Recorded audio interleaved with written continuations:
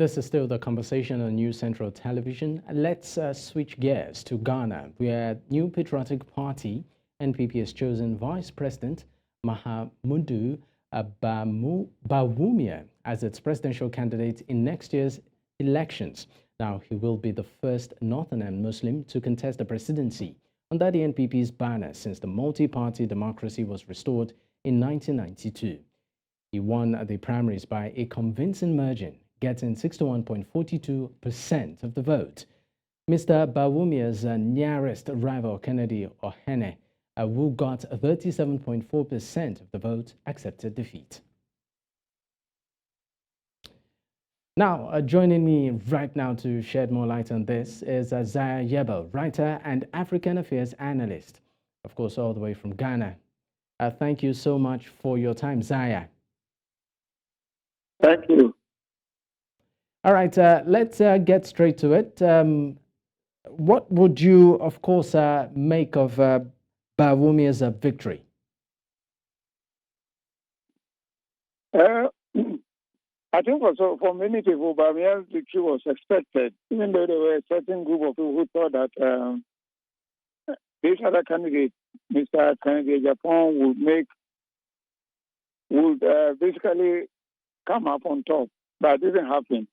So Bawumia's victory is not quite a surprise, but what it does is show that now Ghana has two presidential candidates from the north, and that is the most interesting bit about this whole election. All right.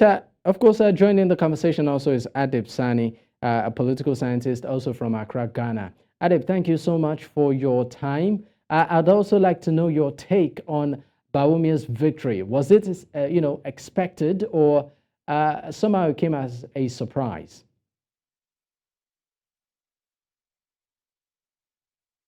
Indeed, Bawumia is the establishment candidate.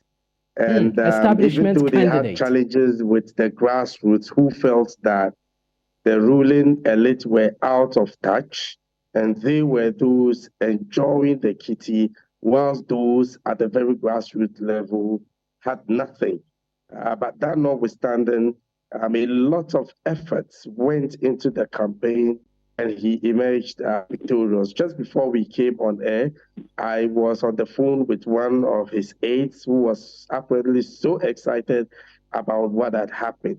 But what I am rather surprised about is the one who came second, a very controversial politician called Kennedy Japan. He was seen as the underdog, just as Trump. When he announced his decision to go for the elections, it was more like a joke. Nobody took him seriously.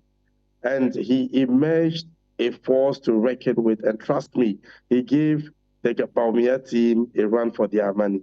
You used the word establishment candidate. Would you like to sort of break that down? Well, he's the current vice president of the country. He has had so much support from I think over 80% of the ruling elite.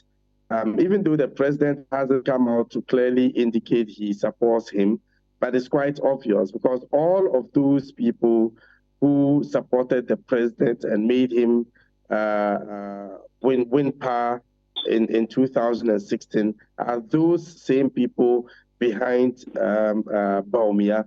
He has all the resources. As a matter of fact, he was flown around in military cargo,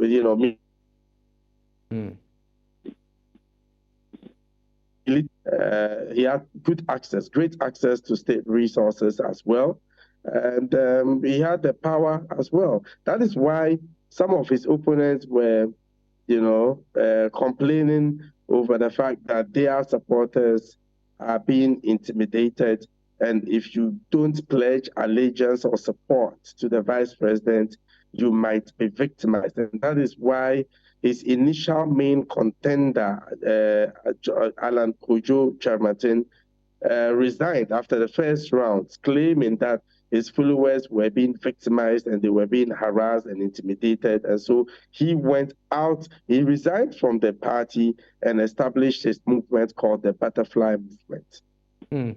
Well, I was about to ask that. Shouldn't that also be something to worry about? But I mean, I would come back to you. Let's go back to Zaya.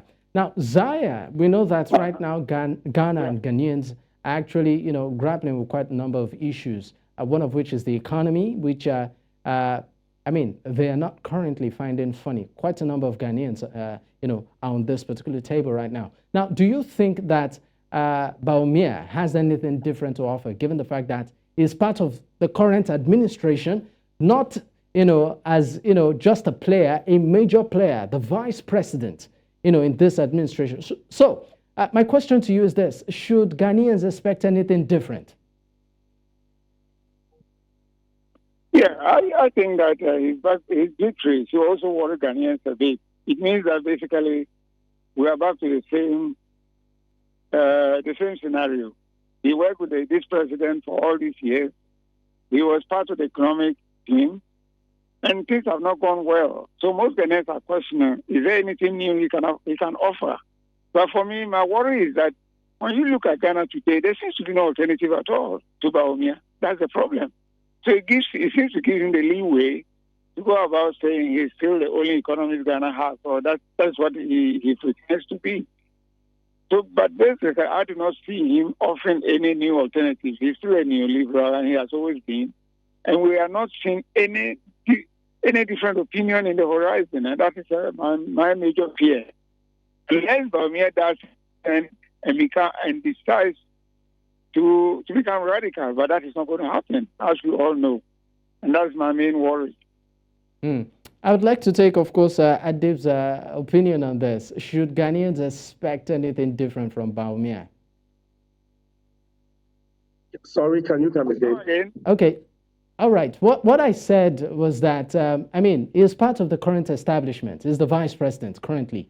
And of course, we know that in Ghana right now, Ghana is grappling with quite a number of issues, including the economy. Now, Bawumia being the presidential candidate of the ruling party, should Ghanaians expect anything different?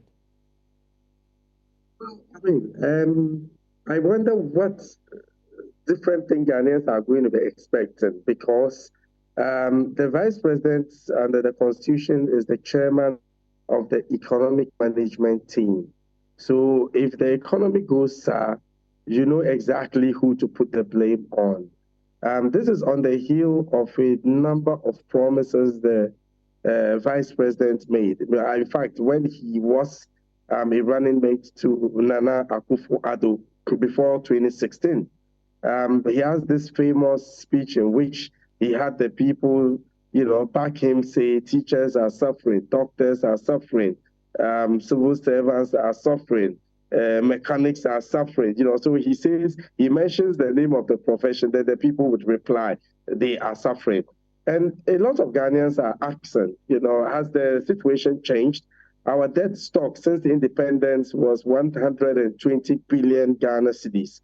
But within the 7 years this administration has been in power, the debt stock has increased from 120 billion Ghana cedis to over 700 billion Ghana cedis. There's widespread poverty. According to the World Bank last year, close to 1 million Ghanaians were pushed into poverty. Just recently, the Ghana Statistical Service came out with these figures that points to a bulk of the youth population without jobs. They don't have skills, they don't have education. There are issues of corruption, the latest being the construction of a new Bank of Ghana building. That was won by a company which bidded for it for about $80 million. But most shockingly, the figure climbed up to over $250 million, and people are asking questions. Okay, so it's going to look, being the incumbent has its advantages, but I must say emphatically that it's going to come with a lot of burden. Okay, now just a follow-up to that. Now, you've mentioned quite a number of issues, particularly that has to do with the economy. Now, with his victory and him being the party's flag bearer, what chances does the ruling party stand in the polls against opposition parties? Given the fact that right now, they've been in power for 7 years right now, and of course there are problems Do you think that Bawumia, being the party's flag bearer, in any way places the party at an advantage come this elections? Well, like I indicated, it has its own advantages because he is the candidate who has been well sold to the people. He's the vice president of the state. But it comes with more disadvantages because he's seen as an extension of the establishment. He's seen as an extension of what is going on. So if you are telling the people you have a dream, you haven't practicalized that dream for 7 years. So what makes you think that they would give you additional years to do what? So it is, I must say, really a challenge because I remember some time ago, and it has become very, very synonymous with him.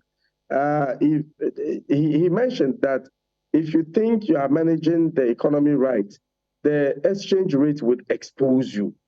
At the time he took over, the cedi to the dollar was about 4 cedis, less than 4 cedis to a dollar.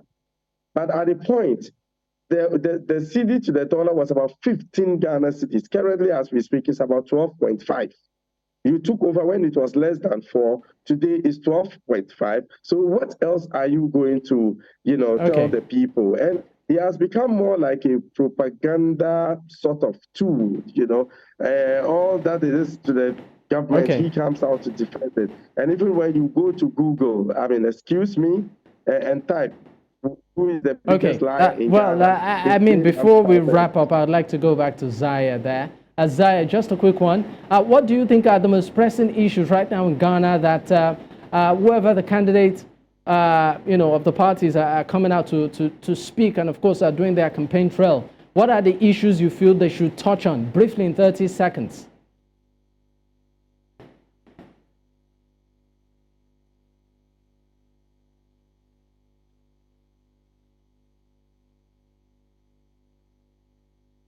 Zaya, are you there?